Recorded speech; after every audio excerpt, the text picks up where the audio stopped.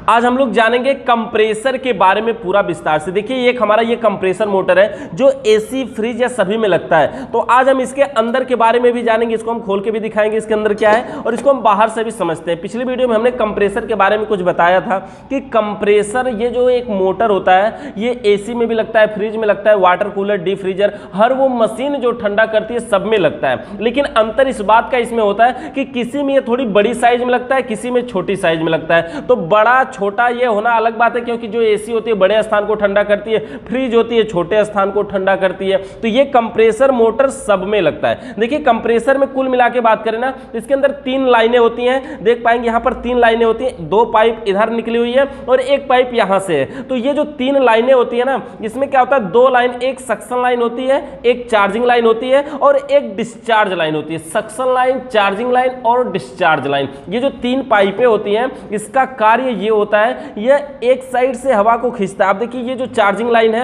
यहां पर देख पाएंगे ये बंद है, तो ये बंद रहती है। इसके द्वारा जब इसमें हम गैस या ऑयल भरते हैं तभी इसका प्रयोग किया जाता है। और उसके अलावा ये जो सक्शन लाइन है, तो सक्शन लाइन का कार्य होता है ये गैस को, हवा को खींचता है। नाम से ही पता चला ना, सक्शन लाइन, सक्शन का मतलब क्या हुआ, अपनी तरफ खींचेगा वहां से। और डिस्चार्ज लाइन, तो यहां पे ये देख पाएंगे ये वाली पाइप जो है ये डिस्चार्ज लाइन है, यानी यहां से हवा को क्या करेगा, बाहर फेंकेगा। तो सक्शन लाइन और डिस्चार्ज लाइन और चार्जिंग लाइन 3 लाइनें होती हैं। एक साइड से हवा को खींचता है और दूसरी साइड से हवा को बाहर निकाल देता है, फेंक देता है। जैसे देखिए, जैसे इंसान की खोपड़ी की तरह ये देखने में लग रहा है ना, उसी प्रकार से बहुत ही महत्वपूर्ण भाग होता है। किसी भी प्रकार की अगर इसमें खराबी हो जाए तो ये कभी बनता नहीं है, मतलब ये रिपेयर नहीं होता है, इसको चेंज करना पड़ता है, बदलना पड़ता है। और इसका कारण ये है कि इसको खोलने के लिए जगह नहीं मिलती है। यहां पर देख पाएंगे, अगर हम यहां पे आपको खोल के दिखा रहे हैं ना, तो ये खोला नहीं गया। यहां पर क्या हुआ, ये काट करके निकाल दिया गया, ग्राइंडर मशीन से इसको काट के निकाला गया है, क्योंकि ये खुलता नहीं है। और अगर एक बार जब इसको काट के निकाल दिया गया तो अब हम दोबारा इसको वेल्डिंग नहीं कर पाएंगे, इसको जोड़ नहीं पाएंगे। तो ये जो कंप्रेसर मोटर है थोड़ा खराब हो चुका था, तो हमने सोचा इसको हम अब इसके अंदर के पार्टों को आपको दिखा देते हैं कि इसके अंदर कौन सी क्रिया होती है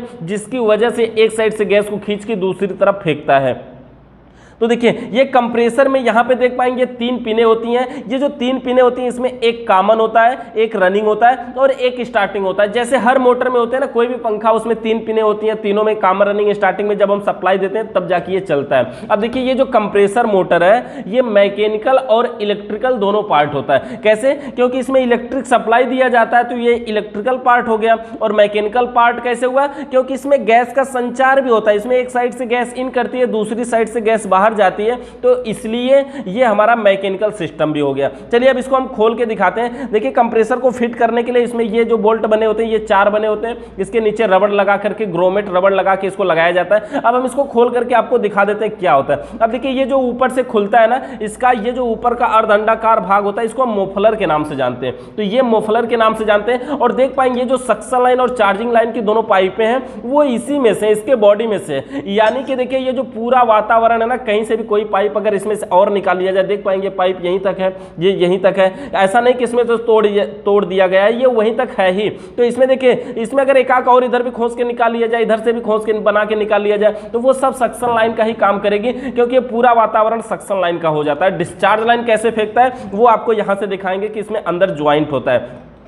अब देखिए कंप्रेसर को अगर हम यहां से काट के निकाले हुए हैं, देख पाएंगे इसका ये जो लोहा है ना कितना मोटा, यहां पर देख पाएंगे कि इतना मोटा है, तब ये क्या, इसमें कभी भी कोई दिक्कत नहीं होती, इसीलिए इसके अंदर से गैस भी लीक नहीं कर सकती, कोई भी दिक्कत नहीं है। अब ये जो बाइंडिंग है ये देख पाएंगे कि यहां पर ये बाइंडिंग जो है ना वो थोड़ी सी जली हुई है। तो ये जली हुई बाइंडिंग होने के कारण ये मोटर चल नहीं रहा था, इसीलिए हमने इसको निकाल दिया काट करके। अब दिखाइए इसका ये जो मोटर है, अब हम जब इसको निकालते हैं तो ये देखिए इसके अंदर ये जो कॉमन वाला पॉइंट था ना, ये टर्मिनल वाला पॉइंट था, इसमें देख पाएंगे एक वायर ये वाला पॉइंट लगा होता है। तो इसमें भी देख पाएंगे ये 3 पॉइंट है, कॉमन, रनिंग, स्टार्टिंग का यही होता है। और ये आया कहां से, देख पाएंगे इसके अंदर 3 वायर है और ये इसी मोटर के तार है, इसी मोटर का यह वायर है, तो ये मोटर का तार हो गया। अब हम अगर इसको उठाएंगे ना तो ये निकल जाएगा, लेकिन एक पाइप देखिए, ये जो पाइप है ना ये इसको तोड़ा गया है, इसको निकाला गया है। ये कहां जुड़ा था वो भी हम आपको दिखाते हैं। देख पाएंगे इसको हम जब ऐसे बाहर निकालेंगे तो इस प्रकार से कुछ निकलेगा। अब देखिए इस मोटर को समझने से पहले हम थोड़ा इसके अंदर समझ लेते हैं। हमने आपको ये भी बताया था कि कंप्रेसर के अंदर तेल प्रयोग किया जाता है, इसमें देख पाएंगे वो तेल है।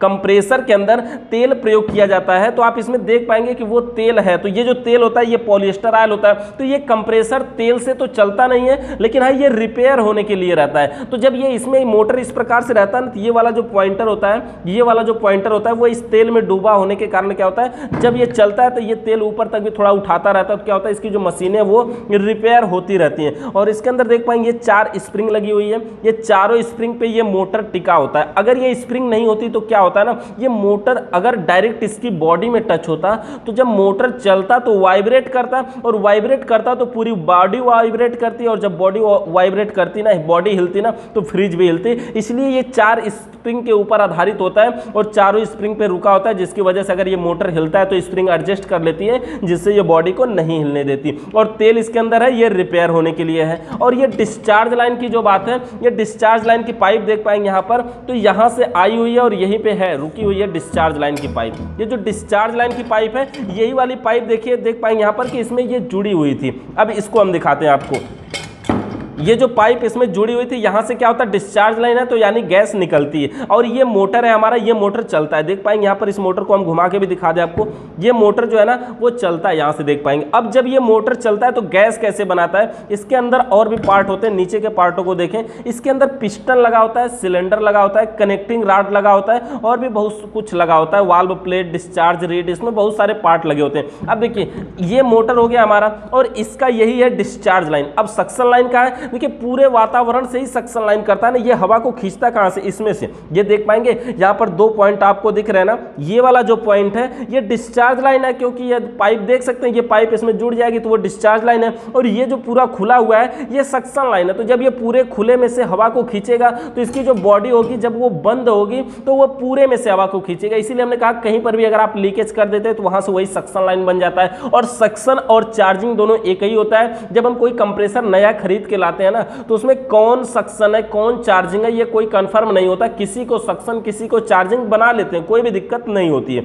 अब देखिए यहां ये हमारा हो गया सक्शन लाइन। अब यहीं से हवा को ये क्या करता है, यहां से हवा को बाहर फेंकता है, और जब यहां से हवा बाहर निकलती है तो किस प्रकार से फेंकता है वो दिखाएं आपको, कि जब ये हम इधर से घुमा रहे हैं, देखिए इसको हम एक साइड से इधर से हम घुमा रहे हैं, तो जब हम घुमा रहे हैं तो ये देख पाएंगे आप, ये किस प्रकार से घूम रहा है, और ये घूम रहा है तो ये गोल में घूम रहा है, लेकिन इसके अंदर एक पॉइंट है वो देख पाएंगे ऐसे ऊपर नीचे हो रहा है, यानी कि इसमें ये ऊपर नीचे हो रहा है। तो इसमें जब वो पंपिंग करता है ना, तो पंपिंग करने के कारण ही क्या होता है कि वो प्रेशर बनाता है। तो इसी प्रकार से देखिए जब ये मोटर चलता है तेज गति से तो प्रेशर बनाता है, और डिस्चार्ज लाइन से यहाँ से हवा को फेंकता है और यहीं से वो बाहर निकल जाती है। और जो बाइंडिंग होता है इसमें भी देख पाएंगे, जो सलाट होता है ना, ये 24 सलाट का एक मोटर होता है, और इसकी बाइंडिंग नॉर्मल मोटर की बाइंडिंग की तरह किया जा सकता है। लेकिन सबसे बड़ी बात, सबसे बड़ी प्रॉब्लम ये है कि ये मोटर जब खुलेगा नहीं तो हम मोटर ये पाएंगे कैसे, बाइंडिंग करेंगे कैसे, इसीलिए इसकी हम बाइंडिंग नहीं कर सकते हैं। तो इसलिए इसकी हम बाइंडिंग नहीं कर पाते। तो इस प्रकार से ये जो हमारा कंप्रेसर मोटर है वो कार्य करता है। इसके अंदर और कुछ नहीं होता है, देख पाएंगे यहाँ पर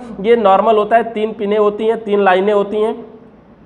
तो ये हमारे फ्रिज का कंप्रेसर है, कुछ इस प्रकार से कार्य करता है। एसी का कंप्रेसर भी कुछ इसी प्रकार से कार्य करता है। तो देखिए कंप्रेसर से रिलेटेड अगर आपको अभी भी किसी प्रकार का डाउट है, सवाल है, सुझाव है, तो कमेंट करके बताइएगा। चैनल पे नए आए हैं तो सब्सक्राइब करके बेल आइकन को जरूर प्रेस करिए। वीडियो देखने के लिए बहुत बहुत धन्यवाद।